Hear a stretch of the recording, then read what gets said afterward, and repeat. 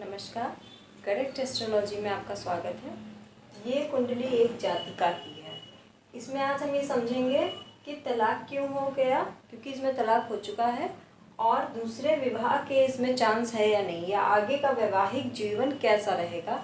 ये 3 प्रश्न हैं हमारे सामने, तो इसको समझते हैं। सबसे पहले तलाक क्यों हुआ ये देखते हैं। तो इसमें तलाक क्यों हुआ, क्योंकि देखिए जो ये कन्या लगन की पत्रिका है इसमें सूर्य बैठा हुआ है। सूर्य और शनि और राहु ये अलगाववादी हैं, जो ग्रह ऐसे हैं जो तलाक करा देते हैं।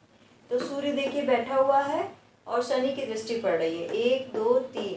और देखिए जो ये 6 नंबर है यानी कि कन्या राशि हुई है, और इसका जो स्वामी हुआ वो बुध हुआ, और बुध कहाँ बैठा हुआ है, अष्टम भाव में बैठा हुआ है और पापी ग्रह से ग्रस्त है। 1 2 3 4 चौथी दृष्टि से ग्रस्त है।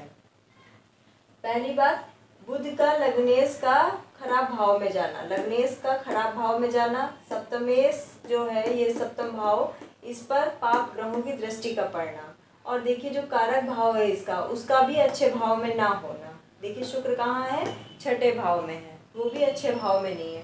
तो ये 5-6 ऐसे चीजें हैं जिनकी वजह से इसमें तलाक हो गया। इसमें दूसरे विवाह के चांस हैं कि नहीं इसको समझते हैं। तो देखिए दूसरे विवाह को दूसरा विवाह होने के लिए क्या क्या चीज़ें होनी चाहिए। पहली बात तो चंद्रमा और मंगल मजबूत होने चाहिए। तो देखिए मंगल कहाँ बैठा हुआ है, मकर में बैठा हुआ है, तो उच्च का होके बैठा हुआ है। प्लस जो पापी ग्रह हैं वो भी मजबूत होने चाहिए। तो शनि भी देखिए अपने ही घर में बैठा हुआ है, शनि अपने दोस्त यानी राहु के साथ बैठा हुआ है, और मंगल का भी अपना पूरा पूरा प्रभाव है क्योंकि मंगल अपनी उच्च राशि में बैठा हुआ है। अब दूसरी चीज कि इसमें लग्नेश जो है वो 6 8 12 में गया हो, यानी कि इसमें या इसमें गया हो। तो देखिए लग्नेश कहाँ है, 8वें भाव में उपस्थित है। फिर तीसरी चीज इसके अंदर चंद्रमा इनका जो जन्म हुआ है उससे चंद्रमा की स्थिति मजबूत है, यानी कि चंद्रमा बलहीन नहीं है, क्योंकि सप्तमी की शुक्ल पक्ष के आसपास इनका जन्म है, तो इसलिए इनका चंद्रमा मजबूत है, मंगल भी मजबूत है। अब देखिए, और इसमें अब देखिए किसी भी प्रकार से सप्तम भाव से पापी ग्रहों का संबंध होना किसी भी तरीके से। तो देखिए शनि का इससे संबंध बन रहा है दृष्टि से 1 2 3, तीसरी दृष्टि से शनि यहाँ पर देख रहा है। तो यहाँ पर ये कौन सा भाव है, ये पंचम भाव है, प्रेम का भाव है यहाँ पर। तो इसमें और द्वितीय विवाह को देखने के लिए दूसरा विवाह, पहला विवाह यहाँ से, दूसरा विवाह यहाँ से देखते हैं। तो इसका कारक भाव कौन है, शुक्र हो रहा है। शुक्र कहाँ बैठा हुआ है, शुक्र बैठा हुआ है कुंभ राशि में बैठा हुआ है और छठे भाव में बैठा हुआ है। तो ये शादी जब अगर हो जाती है, सेकंड मैरिज होती है, तो ये स्थिर रहेगी कि नहीं, टिकाऊ रहेगी कि नहीं, या फिर इसमें भी कुछ ना कुछ अड़चन आएगी, इसको देखने के लिए देखिए। तो इसको देखने के लिए देखिए 9वें भाव से दूसरी शादी हम देखते हैं। तो दूसरे का स्वामी हो रहा है शुक्र। शुक्र कहाँ बैठा है, कौन सी राशि में बैठा है, स्थिर राशि में बैठा है, और ये स्थिर राशि का जो स्वामी है वो और शुक्र ये दोनों दोस्त हैं।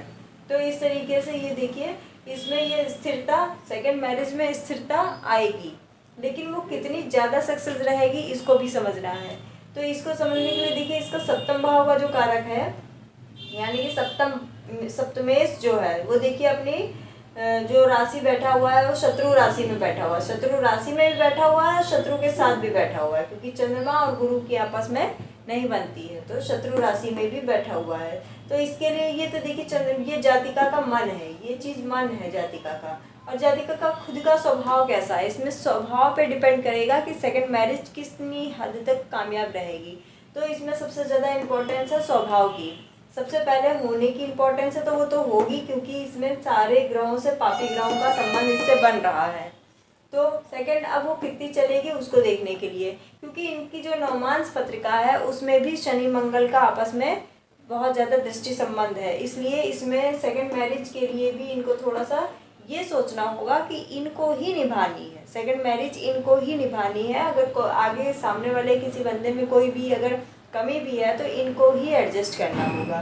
कन्या जो लगन के जातक होते हैं उनमें वो घमंडी नहीं होते हैं, वो स्वाभिमानी होते हैं, लेकिन सामने वाले के सामने उनका ऐसी छवि होती है या ऐसा किरदार, ऐसा सामने वाले को महसूस होता है कि जो कन्या राशि है वो व्यक्ति यानी कि जो ये जातिका है वो सामने वाले को घमंडी नजर आएगी, क्रोधी नज़र आएगी, एटीट्यूड में नज़र आएगी, लेकिन जातिका का ऐसा मन नहीं है, जातिका ऐसा नहीं सोचती है।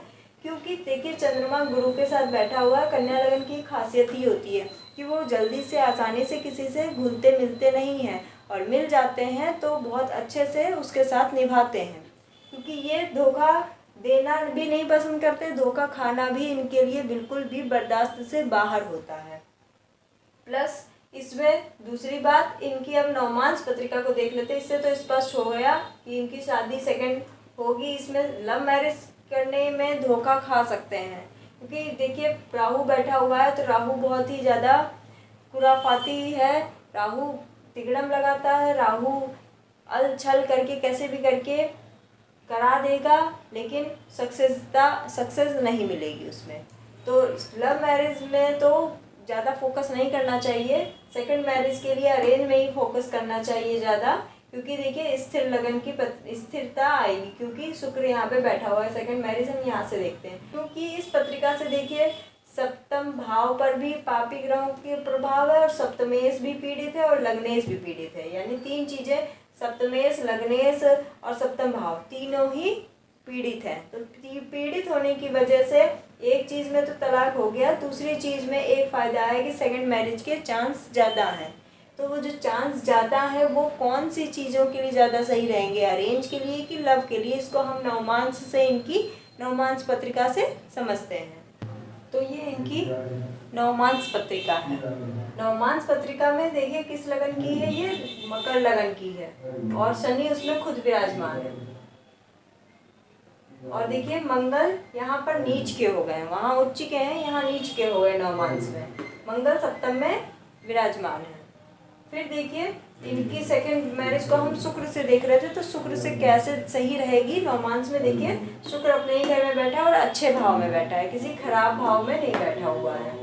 लेकिन जो लग्न पत्रिका है उसका जो लग्नेश है या फिर सप्तमेश है, वो देखिए यहाँ पे जो है, ये देखिए गुरु 12वें भाव में बैठा हुआ है, ये अच्छे भाव में नहीं है। प्लस ये दो खराब ग्रह यानी कि सूर्य केतु के साथ है, ये भी अच्छा पॉइंट नहीं है।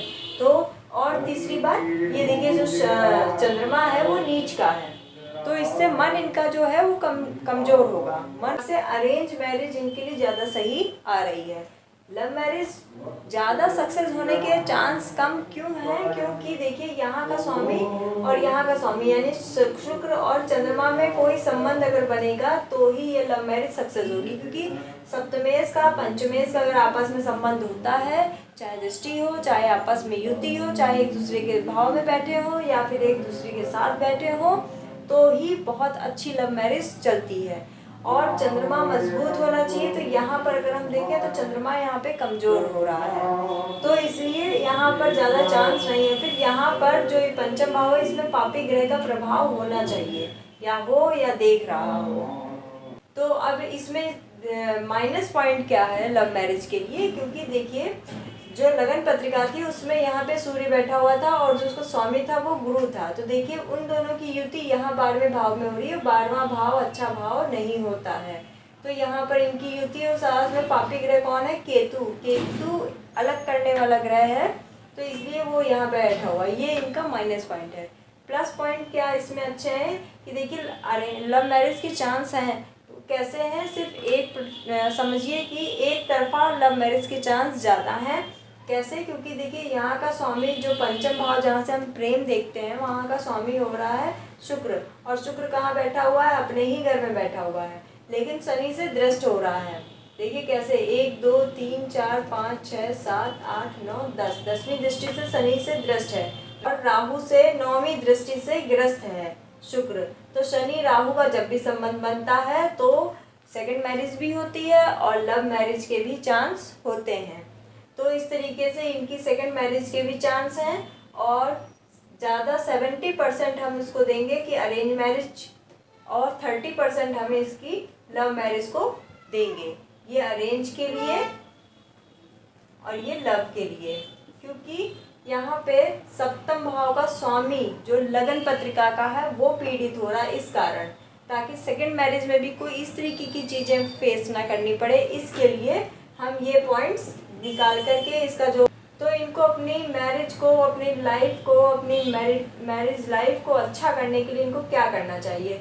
इनको सबसे ज़्यादा अच्छा तो अपना लग्नेश करना चाहिए, यानी बुध को अच्छा करना चाहिए। दूसरी बात, अपने वैवाहिक जीवन को अच्छा करने के लिए, दूसरा विवाह भी बहुत अच्छे से सुखमय चले, इसके लिए इनको क्या करना चाहिए? शिव पार्वती की पूजा करना चाहिए। पार्वती की पूजा ही किसी भी प्रकार के वैवाहिक जीवन के किसी भी कष्ट को काटती है, और सबसे ज़्यादा वैवाहिक जीवन को सुखमय बनाने वाली शिव पार्वती की पूजा ही होती है।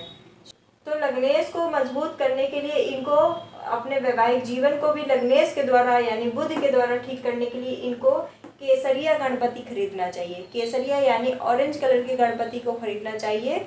उस पर इनको घी का मंगलवार के दिन इनको उस पर दिया जलाना चाहिए। साथ ही इनको बुधवार को मजबूत करने के लिए बुधवार के दिन गाय को हरी चीज़ भी खिलाएं, खुद भी हरे रंग के कपड़े पहने, या किसी को भी अगर दान करना है तो कोई भी ग्रीन से रिलेटेड कोई भी चीज़ ये दान कर सकती हैं।